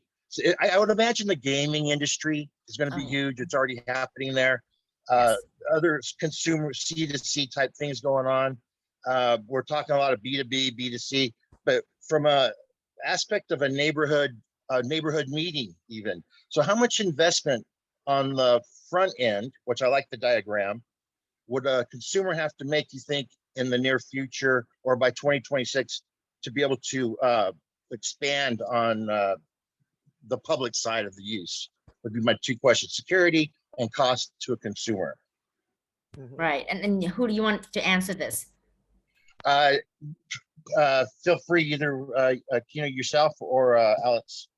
Okay, I mean, like security wise, I'm not an expert, so I won't touch that, right? I'm the one that will get you in trouble with security because, you know, I don't follow instruction really well. That's why I'm a great innovator, right? And then second thing. Real quick, Akina, real quick, I want to say something. Home Store, 2001 to 2013. Freaking it! Were you there? Yeah, I started. Shit! Now you know how old I am. God Yeah. damn it! I'm just kidding. Oh Go my ahead, though. God! Sorry about Yes, you. I was in Home Store. It was one of the most craziest time ever. We had like our CEO, CFO indicted. Someone shot themselves in the head upstairs from me. What else is there? Oh my God, you name it. I gave them to they did. Yes. That was my idea. Oh, really? Okay, we have to connect. Please make sure. Wow, Absolutely. what a time. So, Anyway, go ahead though. Thank you. So UX UI right now, I think that's the well, that's where I'm great at. I'm not technical, so I can't code anything. I'm a product manager by straight, so I design system algorithm and technology, and I write specs really well. I like to believe that I built the infrastructures and the concept for all the banking industry right now that you have, where you have your bank account, your saving account in one screen. You can buy stocks and all that stuff. You can transfer money to them. I believe I built that because I built it for Outcome before I went to Home Store. Outcome was a Web 2 company who built the infrastructure. I think Kind Perkin was one of the investors back that time. And at that time, banks were competing with the likes of Charles Schwab, JP Morgan, Merrill Lynch, all that stuff. So Charles Schwab was like the latest, biggest tech company that's disrupting finance because they allow you to go online and buy stock. Okay, that privilege right now, you guys don't think it's a big deal, especially for the young ones. Stock purchasing was only for the wealthy people at that time. You either go to Morgan Stanley or you go to Merrill Lynch, and you have to have at least $500,000, $1 million in their account before you can buy damn stocks. Stock like Apple, you know, things like that. Now you can go like $19.99 and buy a piece of a stock, right? Or a bit of a Bitcoin. So yeah, it will take companies a few years from today to build a cohesive UI for the Web3 space. Now, that's why I was talking about the broken metaverse, just for social gathering, right? While I was talking, I think a lot of my thoughts are gathering, and I love what Alex did. I know you guys appreciate what Alex did. He took a very complex, very new, primitive stage in this new tech world and put it into like a 10 slide to show you the complexity. You know, that is the hardest thing to do, is to show you a world that's still forming, that not everything is on visible for you to see or on paper people even know about. Experts really don't know about it because they're all expert in their own pocket, and they put everything in there in a glimpse. Yes, there's some stuff missing and all that stuff. It's okay. No one gets everything in the world right now that is forming, right? As we speak of, there might be something out there that none of us know about that's doing a killer thing, right? So UI, UX and thing, back to that question. I love someone mentioned gaming company. Gaming company, if you're not sure, but you should know now, is the fundamental building block to what makes Web3 so powerful. But you guys got to understand, gaming world existed long before this explosion of Web3. They've been making billions of dollars 20 years ago. There are games that you guys never heard of. But the reason why I say I'm a gamer, because I play this damn game called, sorry, I didn't want to damn the game, but it's a great game. It's called Empire and Puzzle. I started playing 3 years ago, and I'm one of the cheapest gamer you will ever find. It's like I refuse to pay money to play games. I like to play free, but then I'm easy to be tricked into paying. So that's what they're good at. So they're stealing the gaming concept and also the gaming technology into our business world. Does that make sense? Like they're trying to, but it will take time. And if you look at the gaming world, what you see at Decentraland and Sandbox, I call them shitty games. I would never play in a game like that. And I don't know why people would think they would go shopping in there and live in there. Sorry, not yet. I don't know. So when I did a panel for the prop tech industry about a few months ago, and then I invited Zeph from Animoca brand, and I kind of like put it on the table. People buying land is like what I love Animoca is good at, and also, you know, Sandbox is essentially good at. They're very good in marketing. Oh my God, right? They're making people paying millions of dollars, giving lands away and getting their name. Great in negotiating, bartering, and everything.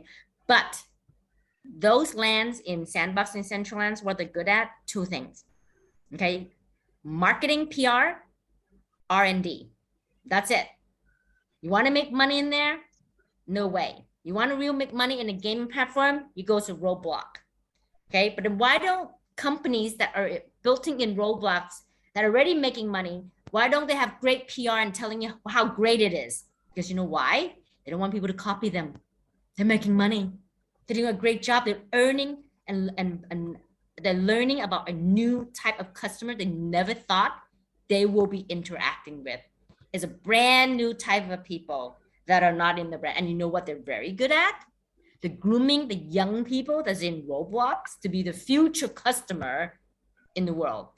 A lot of brand, one of the things they do not tell you that is happening, a lot of fashion brands that are not relevant to the current culture are losing the clients. Why? Sorry to say, we do die out, we do age, and we do retire, so we don't shop as much anymore.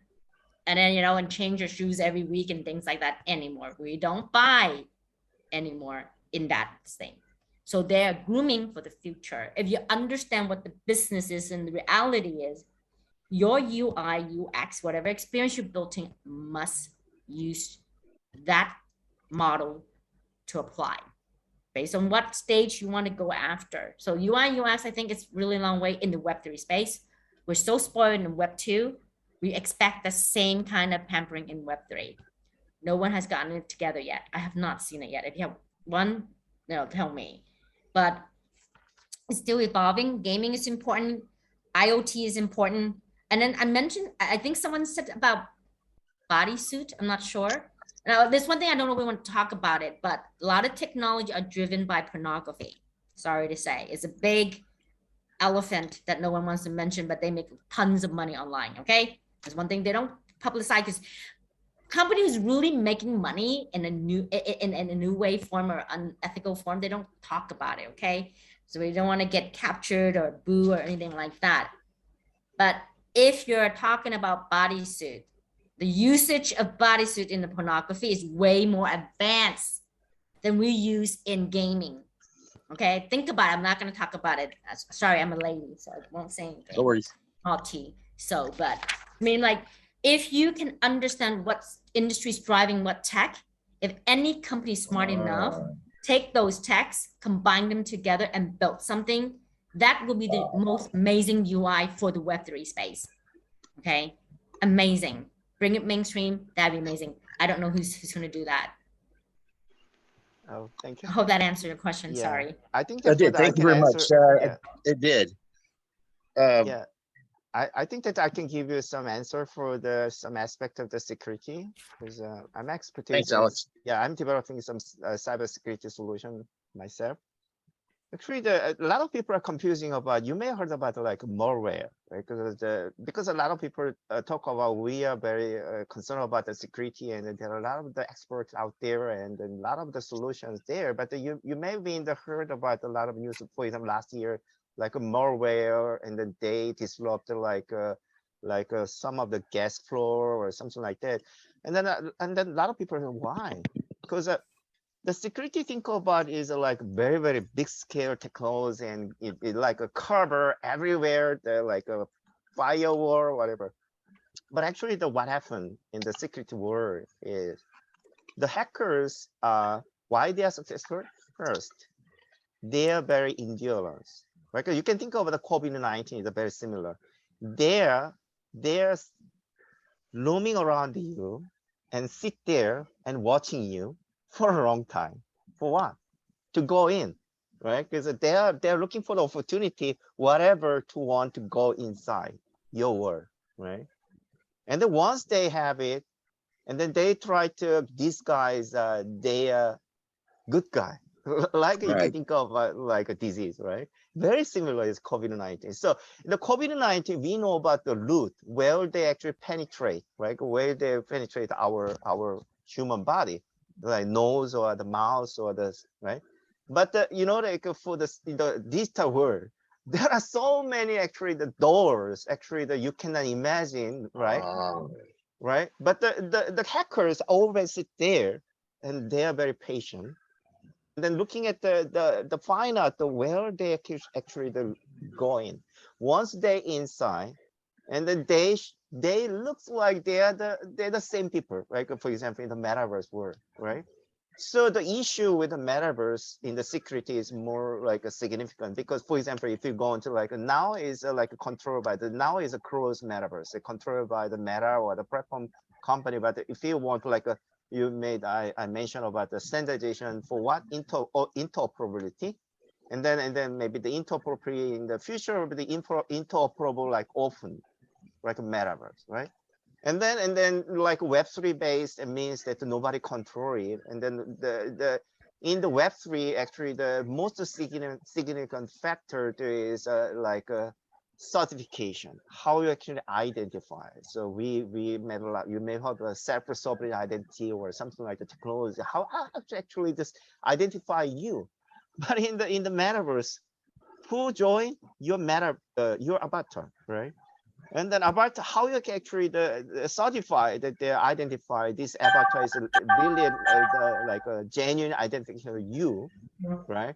This is one thing that a lot of the hackers will be looking at, like they will be like as if that they are the you, but disguise it. There are many technology available that actually that they will assume they will be like looks like they're representing you, but not. And then they using your authority to enter, or they enter it, and then they interact with a 3D space, and then they looks like you but not. And then they try to hacking something, right? So it will be very serious, right? It's a completely different area for the cybersecurity expert. Even the today's, for example, today's most like a mainstream of the cybersecurity, they call like a zero trust solution. You may have heard about it in the cybersecurity. Zero trust means that what it happens is usually I mentioned that once you're inside, the previous cybersecurity means that they are all good people and protected by your world, right? So inside the good people, assume that. Now the strategy is that you cannot believe anyone will be good. So they careful about every scrutiny of the individual. How costly it will be, right? Zero trust means that nobody trusts, right? So once they prove it, right? In the metaverse, it's much harder, right? So that's why that the next week I'm going to talk about responsible metaverse. Responsible means that responsible in security, how you make your metaverse world secure, and then expert will be like take care of it. And then that's one of my topics. Actually, that I invite one cybersecurity, especially focus on metaverse, but she did not answer for my invitation. But we maybe talk about next week. Thank you very much. And how about consumer cost? Do you think it's around the corner, or how's it going to mature? Consumer what? Like everyone has a smart TV in their house maybe today. Mm-hmm. How likely is the investment into the metaverse going to be into the homes? Well, that's one, that's one, your question is related to the Mark Zuckerberg. You maybe the CBS he interview, like you remember what he mentioned about it? He won in 5 to 10 years, right? Within 5 to 10 years, everyone will be has a metaverse device as if we have smartphone now. Okay, Right? gotcha. But Interesting. I don't think so. So, I like Akina's migration because because for example that 1 month ago actually I was as the panel, I was a keynote, and then somebody asked me what is my strategy now, because I'm also like a consulting, I'm also involved in the incubating innovator like Akina. I just buy you. I also follow the same thing, and then I say that think about my suggestion. Think about current status, right? And then what will happen that if you want to, if following the vision, how you can change one step from your current state. It can be complete, right? Within some specific time and viable and then mature, right? So I suggest that think about 2D world, how you can make one step further, right?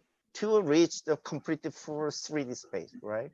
But people will be experienced lead by lead, right?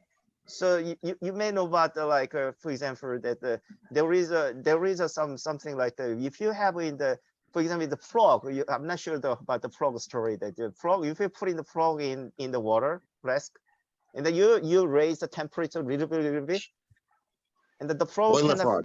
yeah, the frog cannot feel. So I think that a lot of people the Akina talk about disruptive innovation, like like Professor Christian in Harvard University talk about disruptive innovation, right? Because whether it's like electrical disruption is under behind in the mainstream, and some certain time is a takeover. I don't think that we maybe have like that kind of technology, but the metaverse is everyday life technology. So it really should be adopted for everybody, people, like mentioning, like a TV, like a refrigerator, right? It's a part of the life. Then we need to like migration strategy, and then the way actually the not dramatic, but provide a little bit different experience, better experience to the people, and then they will experience a little bit, and then sometime later it's part of their life, and then it's an essential part, right? I'm also with my client working on what is the current status, and what will be the next, and then let's go to the next, and then make it concrete, and then this is one concept of the pattern application, right? Because I'm also a pattern actually. So when you develop pattern, that a lot of people are confusing about is completely new development. No, it's a pattern is based on prior development. One factor we call is like a inventing factor, that is a deviate from the previous one. One factor is enough, right? So starting from the one factor, two factors, three factor, starting from the 2D web, right? And the web 2, and then think about the goal in the migration of the 3D, and then what will be the next step? One step. That's my strategy. I completely agree with Akina. Thank you for your reminder. I'm also doing the same thing. I just want to add one more thing. I'm sorry to dominate this, but I know with batteries today, for instance, are the holdup with technology. If we were more advanced in batteries, we'd be further ahead in technology. Kina talked about the avatar won't be able to show my emotions, like I'm laughing. And I know with AI, advanced research, in my era, our era, we're trying to get things to do the same thing a million times perfectly.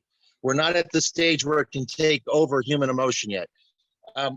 With the holograms and that, what would you say is going to be the holding block for further advancement in virtual and augmented reality meetings?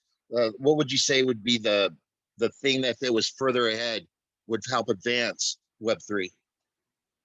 You're talking about what would meeting space help with the advancements of Web3? Is that it?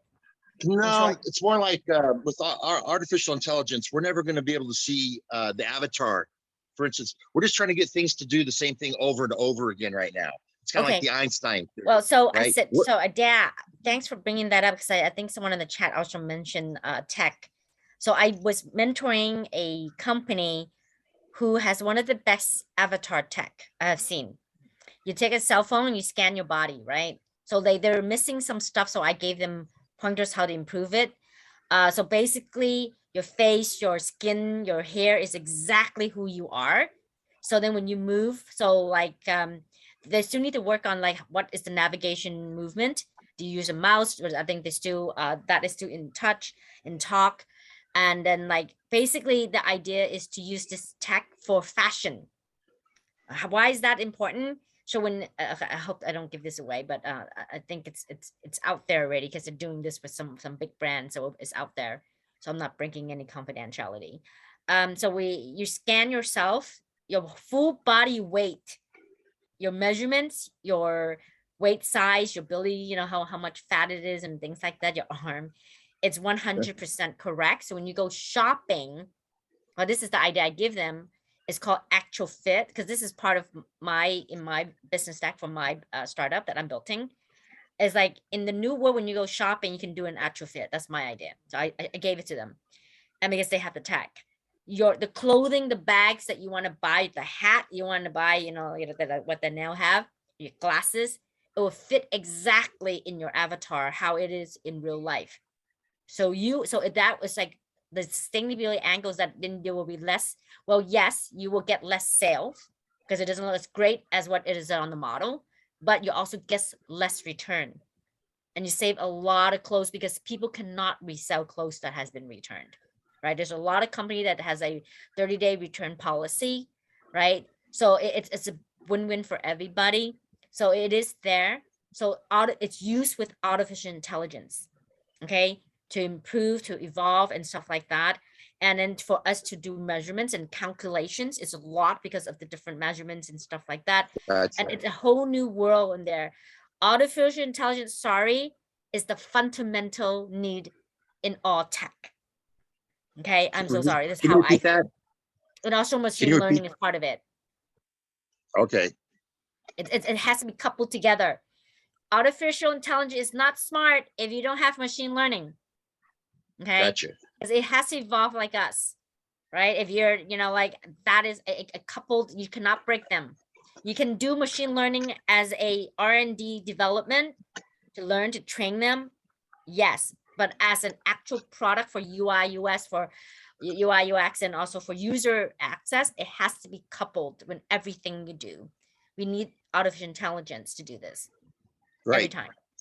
Excellent answer. Thank you very much. Thank you. You're welcome. I think that it's good time to just go over the question in the chat because before we finish up. So I just quickly over like for example, first question is what is DTR? This is for my slide. The DTR is a digital twin of the organization. It's kind of like usually if you think of a digital twin, a digital twin is usually applied in industry. That means the factory or the building structure or the manufacturing process. But the digital twin organization is coined by the Gartner is can also digital twin of your business. So your business model practice everything. So this can be like, for example, what is a metaverse? Because I actually last year, I come up with the idea that actually I applied my own pattern about this one. So the idea is that actually in the future that you can build on your metaverse company. You can think about it because now it's sorry, Akina, it's too much jump, but it's like a meeting. You mentioned a meeting, like it's a remote office, right? Why not? Yeah, that's only one part of the metaverse. There's so many different metaverse. I'll just take that one because everybody's concentrating on that one for now. There's just so many usage for metaverse. Yeah, so I built up for example, you can have a metaverse, the digital twin of your company completely. And actually, your company will be a digital twin of the organization. Then your metaverse space will be built on your company. So that concept actually, the user, there are many advantages actually that they can do it because they are connected. They can reflect whatever you can simulate. For example, the Akina talk about the business model. Then how you can test it before you go into the market. How you can test it? You can test it in the metaverse, right? And then reflect what the success factor in your business model, what the client reflect, whatever you have experienced in metaverse, and then feedback to your physical space, and you can improve it. So this is one advantage. And then, yeah, recording will be shared. And then what's done? Oh, maybe Akina, you maybe answer later. Maybe Akina, could you provide your email that they ask you directly to you? The question is that whether introduce some interesting companies that are emerging in this industry. Yeah, he maybe has bunch because a lot of experience. He will provide the list of the interesting company, and then okay.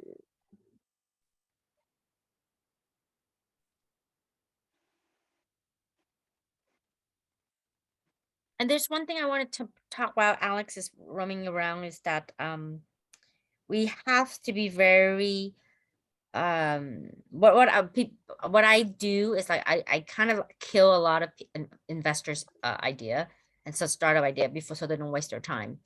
Is like, you know, I told investor like don't invest in companies that have a pyramid scheme, right? I don't believe in pyramid scheme because someone's going to be stuck with the bill at the end of the day, and a lot of people will get hurt. It's not a sustainable business model, right? It's not like where, you know, the makeup, you know, what's that makeup that was really big? You know, that is like a pyramid scheme. I forgot the name of it. They've been around for like 30, 40 years, right? So like, but they're like, what is it called? Amway? Amway. Yes. So like, I don't, you know, yeah, Avon. Yes, Avon's another one too. Avon, yep. Yeah. So I don't know. Like we don't hear a lot about them because, you know, it's not a very sexy and proudful kind of business, right? And I think, you know, so like but then people have used that concept in a lot of game, and then I for me personally, you guys might think it's great. I don't like it, and I think that it's not a very ethical business model, right? Because you're bringing in your friends or your families to play a game or tricking other people to play a game, and then, you know, like it builds on top of each other. I don't know, like if anybody know Axie Infinity, this game really well, right? And then there's another company called Steppen, you know, and they are the same model, right? And then I've seen a lot of people get hurt down the line, right? Because they're using money from other people to pay the first initial players, and then they bring in more players, and then the price goes up, right? When that's the model, and as the price goes up, more people play. They have less money to give to the people that are entering later on, and then when someone sells, it crashes on you. So don't build things like that, and it's not a good business model to follow because it's easily found out. I like real business model, ethical business models. You know, like it's yes, you have to make money, but long term, short term, you have to decide, right? So I tell investor that, and I also tell, you know, founder of creators or founders the same concept: build a viable business long term, not quick money. You know, humans have demonized every invention known to mankind. That's a great invention. How can we kill someone with it? And Yeah. it's going to be no different than with what we're looking at here. But thank you. You're right. Yeah. Non-value added. Yeah, you know, we are almost reached to 2 p.m. because we spent you know, yesterday. It's supposed to be finished within the 2 hours. We spent 3 hours. Today it is the same phenomenon. But I like, because I look at the chat, I can assume that I was right. You are the all expert because based on your quality of your question and comment, I thank you for all this. But I cannot choose everyone. I think that I want to just choose one winner of the today. So who mostly give an answer, like a comment and question. Alekia Despet, can I pronounce it correctly? Yes. You are the winner. Right. Congratulations.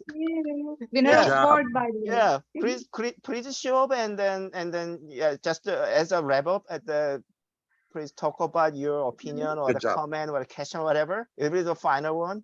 Yep. Oh, you guys. And winner of what, by the way, I didn't get it completely. So he says that you can ask questions or you know, or comment on the the chat so far? Right. So I always play the role of a layman because I had been into technology for quite a while. And I think for anybody who enters, it shouldn't be so difficult to understand. So I lay the ground such that, people can believe that I don't know anything. However, that should answer any layman's questions. That's just my take. Akina, sorry. Yes. I'd just like to share something before everyone goes about, if I may, about, if you have time, it's about, like shifting on to Web3. It's like what's happening is everyone is still focused on Metaverse, but they're missing the middle, which is from Web2 to Web3 to Metaverse. And what's happening is if people are not realizing, they're just looking at their focus is now on Metaverse. But if I can give some tips for you guys in this room, is that what's happening is your current business model is still Web 2, right? What's going to happen is as we get decentralized and as more privacy is getting pushed in, what's happening is browser to browser cookies is dead. All right. So all your insights and behavior analytics, your email send out, what's the best time, all that stuff is gone.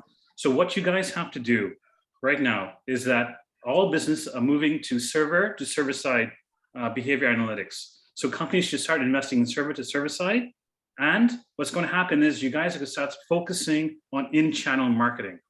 So what that means is right now, for example, LinkedIn, everyone's promoting, you're clicking a link and you're going out of the channel to your website. What's going to happen as we remove privacy and cookies, all that's going to happen is people are going to stop you clicking from getting out. So you have to start engaging and building your business within the channel. So you're going to have posts and whatever you guys do, videos, whatever, and keep your audience engaged within the channel. And once you guys build the metaverse and your virtual worlds and all the technology in the background is when you transition from Web3 into the metaverse. Right, that's amazing because Very similar to apps.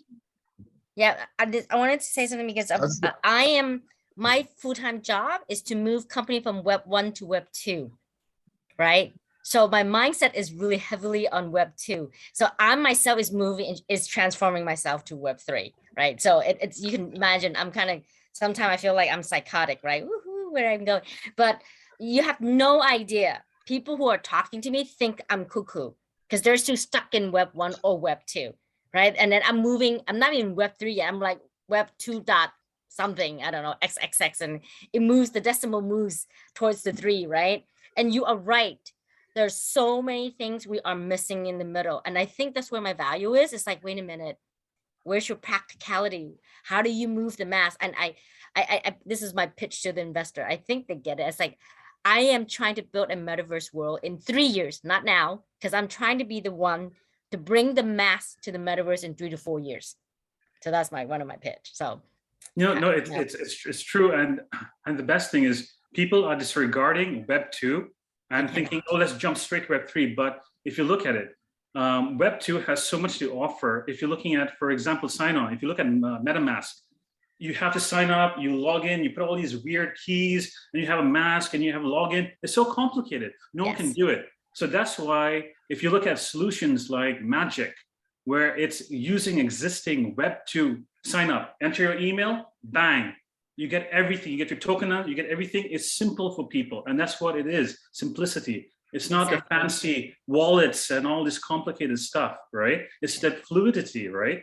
So that's what we should look into. Yeah, so, and then you're totally right. I mean, like, I have a Coinbase account, a Binance account, and crypto account. Which one do you think I use every day? Anyone want to take a guess? Coinbase. No, I would use all. No, I do not. I use crypto.com every day. Yeah. It's so easy for me to buy. Number one, it has it's familiar. It's similar to Web 2. True, exactly. So easy. Like, like I can sell and buy so easily. And then another thing I love is like they have this game thingy. It's called Mission. Every day I check in so I can get my 1 diamond. And every time I get 25 diamonds, I get a free spin and I get free chronos, right? With the coins. I told you I'm a cheap gamer. So whatever I can get free money, I'll do it. And it's so fun to me. It's like clockwork. It's better than me waking up for work, right? I know immediately when I need to go in and get my diamond. So do that. If I may That is so interrupt, great. Akina, that's really great for investors who are non-technical.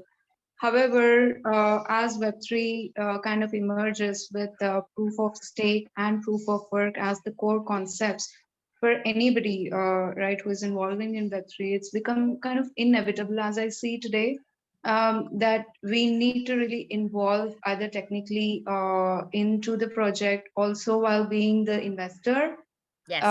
also understanding how we can maintain the security privacy aspects, and also how the protocols can be laid out to match with the network protocols that we are trying to integrate into the Bitcoin core that we are compiling from the backend. There's a lot of information overload onto the teams who are newly emerging, and of course there are ways to engage, involve more team members if we are in the open source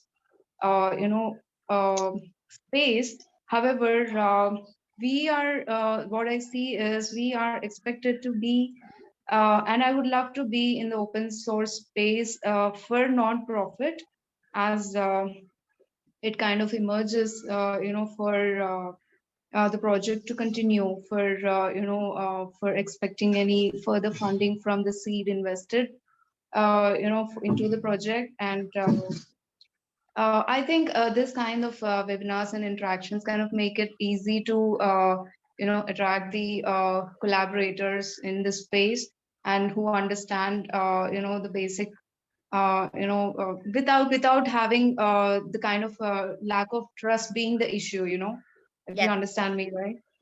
Lack of trust being the issue, as in the Ethereum, as it had been done. So any of the transactions that were made and reported incorrect, they had to remove those blocks, or completely change the transactions, or even there is a possibility that any of these exchanges can be hacked if you are logged in into and if you have an access to the client portal of any of the exchanges. So that being the biggest challenge in Web3, I would really want to go about finding a way, by way of open source. We have many collaborators and developers who have really published their and who are on, they are developing, they are publishing the newer versions of Bitcoin Core through by way of many ebooks, through really kind of design structures and software architecture material that's available out there for free.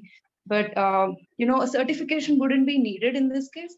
I would say the proof of the projects that are ongoing, and opportunities that are provided by GitLab kind of platforms, where we are able to work on the projects with the freelance developers. We don't even need to know who exactly it is.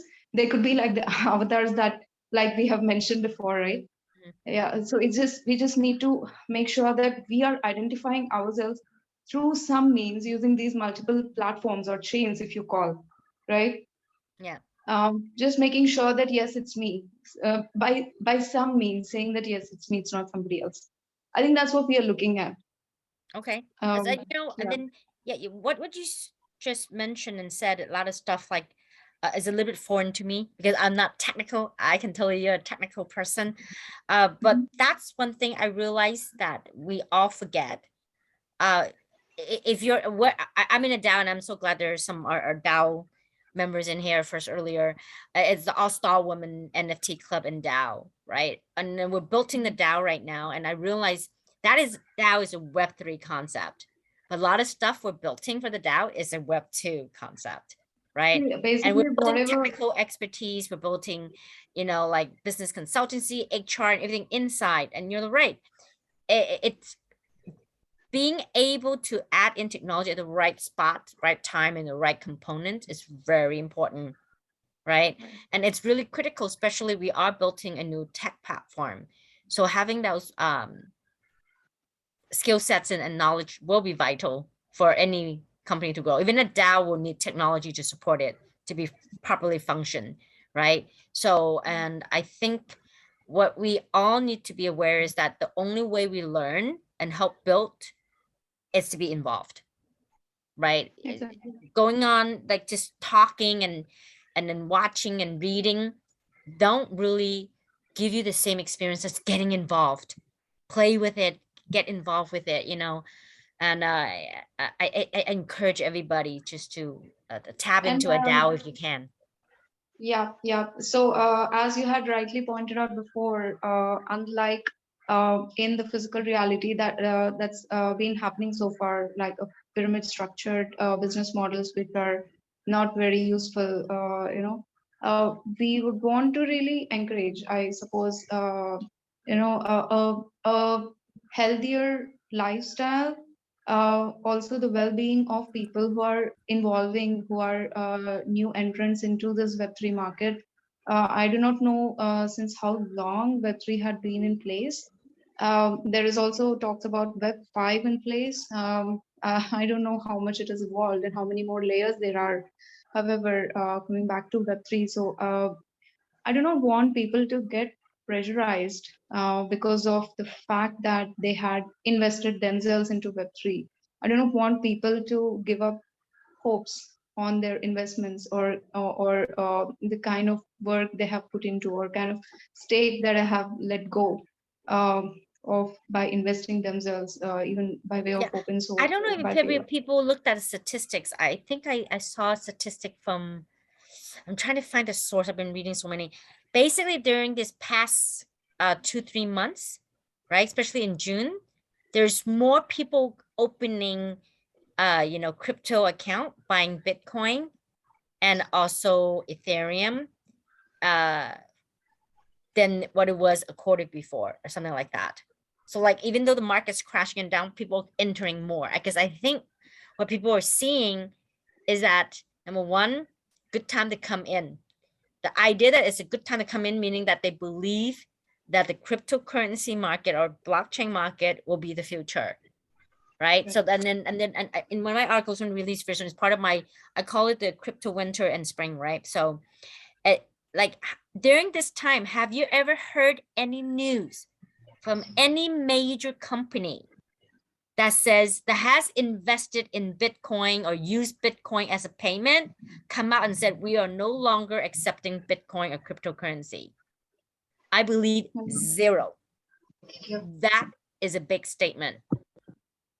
Okay. So like if you really want to say like where are we going and people not, you know, losing faith, look at what is not happening also as an indication. People keep looking at the press and what's happening that they hear about, but they don't look at what is not happening, because that is a big say. Yeah. Okay, so we can keep going on, but unfortunately, yeah, but we should, I need to go to we bed. finish up. So yes, a lot of people ask about sharing about recording and presentation. I will have it, and then if you ever never receive my email, that means that you are not in my email list, because I know about your email because you register as an Eventbrite. You provide email, and also you are my LinkedIn connection. I have the email. If you post it in your LinkedIn profile, otherwise you may be missing in your email. So only way actually that I provide my LinkedIn profile, so you connect me. And then I post in the LinkedIn profile that the recording and the presentation. So in case that you never had my email before, then it's safe to look at my LinkedIn profile site. And otherwise, I really thanks to everyone, especially Akina. You are in 2 a.m. Yes, in Hong I Kong. am. Right, I like you're fascinating, right? Because I really thank you for you. This is like you're starting for the midnight in the 2 a.m. now, and you want to keep going. I have two lives, like I said. Yeah, my and then Web2 also life, like thanks to nighttime is my everyone. Web3 life. Yeah, I think that you have a fascinating question, comment, and then participate, and then you stay here for longer time than I expected. So thank you for everyone, and take care, and then have a good day or good night and a good morning. Thank you, depending on your time. everybody. Good night. Thanks, yeah. Alex. Take care. Bye bye.